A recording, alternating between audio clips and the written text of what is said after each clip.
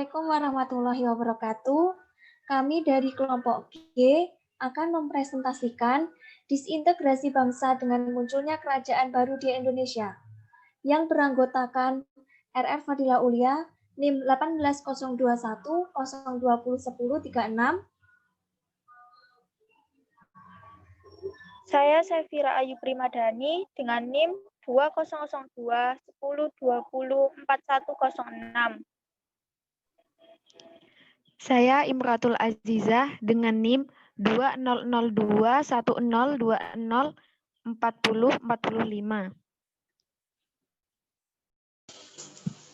Saya Adisti Fitria Saulaningayu dengan NIM 200 210 204 155. Saya Vanidia Sirmandamanto dengan NIM 2002 10 20 4187. Di sini saya akan menjelaskan pokok berita tentang kemunculan kerajaan baru di Indonesia. Pada awal tahun 2020, masyarakat telah dihebohkan dengan kemunculan kerajaan baru di Indonesia, yakni Keraton Agung Sejagat. Keraton Agung Sejagat ini berdiri bukan karena peninggalan yang baru saja ditemukan, namun dibentuk oleh suami istri dan diresmikan pada hari Minggu, tanggal 12 Januari 2020, oleh Toto Santoso Hadiningrat sebagai raja dan Fani Aminadia sebagai ratunya. Peresmian kerajaan tersebut dilaksanakan di Desa Pogung, Kecamatan Bayan, Purworejo. Keraton ini dibuat sedemikian rupa, menyerupai kerajaan asli, yang memiliki pengikut sebanyak 450 orang. Alasan Toto Santoso mendirikan kerajaan ini adalah karena ia mendapat wangsit untuk mendirikan kerajaan yang mewarisi kerajaan Majapahit pada tahun 2018.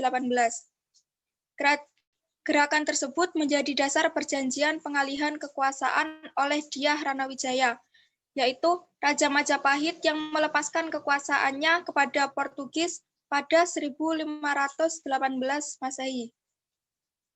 Dengan syarat, Portugis harus mengembalikan kekuasaan tersebut pada 500 tahun kemudian. Karena alasan tersebut, maka pada tahun 2018, Toto Santoso mendirikan kembali kerajaan Majapahit baru dengan nama Keraton Agung Sejagat, yang dianggap menjadi momentum yang tepat untuk mendirikan kerajaan Majapahit kembali. Selanjutnya akan dijelaskan oleh teman saya. Kaitan dengan jenis integrasi. Integrasi bangsa adalah bersatunya penduduk atau masyarakat dari berbagai golongan untuk melakukan tujuan atau misi tertentu yang dianggap baik dan bermanfaat bagi semua bangsa. Munculnya kerajaan baru di Indonesia berkaitan dengan integrasi bangsa karena 1. Keraton Agung Sejagat dibentuk dan didirikan oleh seorang suami istri pada Januari 2020 oleh Toto Santoso Hadiningrat sebagai raja dan Dyah Gitarja sebagai ratu. 2. Bangunan Kerajaan Agung Sejagat dibuat layaknya keraton seperti kerajaan pada umumnya. Terdapat prasasti dari batu bertuliskan huruf Jawa. Bahkan Toto dan Dyah berpakaian layaknya raja dan ratu. Pengikut Keraton Agung Sejagat sudah mencapai sekitar 450 yang berasal dari sebagian anggota Jogja diisi yang masih setia. 4. Pengikut Keraton Agung Sejagat mengadakan acara wilujengan dan kirab budaya. 5.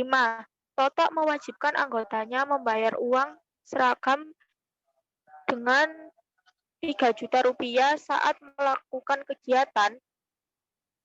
Tiap anggota juga ditarik iuran. 6. Keraton Agung Sejagat memiliki perlengkapan yang dibuat di Eropa. Memiliki parlemen dunia yaitu United National, Pentagon di Amerika Serikat, dan Perserikatan Bangsa-Bangsa atau PBB sebagai milik Keraton Agung Sejagat. Selanjutnya akan dijelaskan oleh teman saya. Faktor penyebab disintegrasi nasional. Yang pertama, maraknya penyebaran ideologi selain Pancasila. Banyaknya ideologi selain Pancasila yang berkembang di tengah masyarakat, maka hal ini dapat mengancam persatuan. karena selain mengkikis pengamalan Pancasila juga dapat menyebabkan kehancuran pada suatu tatanan hidup manusia. Yang kedua, ketimpangan di bidang demografi. Dalam penyebarannya, ratusan juta jiwa penduduk Indonesia yang tidak selalu merata, ada yang tingkat kepadatan kependudukannya rendah, dan ada yang tingkat kepadatan penduduknya tinggi. Perbedaan kondisi ini akan melahirkan perbedaan kebutuhan. Namun ketika pemenuhan tidak seimbang dengan banyaknya kebutuhan yang ada, maka rakyat akan berlomba-lomba memenuhi kebutuhannya, dan perpecahan bukan merupakan hal yang mustahil untuk terjadi. 3. Kesenjangan kekayaan alam di antara daerah. Dari 34 provinsi yang ada di Indonesia, tentunya memiliki kekayaan alam yang berbeda di setiap daerahnya, yang dapat menyebabkan terjadinya perbedaan dalam pemasukan ke dalam kas daerah yang mungkin dapat menimbulkan rasa bersaing, iri antara daerah satu dengan daerah yang lain. 4. Iklim politik yang kurang sehat. Yang kelima, lambannya kemajuan ekonomi.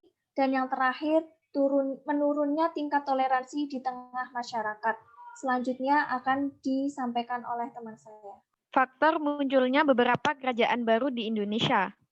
Menurut penelitian CSIS, J. Kristiadi berpendapat fenomena kerajaan ini merupakan antitesis dari apa yang disebut dengan sindrom kleptomania budaya, di mana kleptomania adalah suatu kondisi yang termasuk ke dalam kelompok gangguan kendali impulsif, yaitu ketika penderita tidak dapat menahan diri untuk menguntil atau mencuri.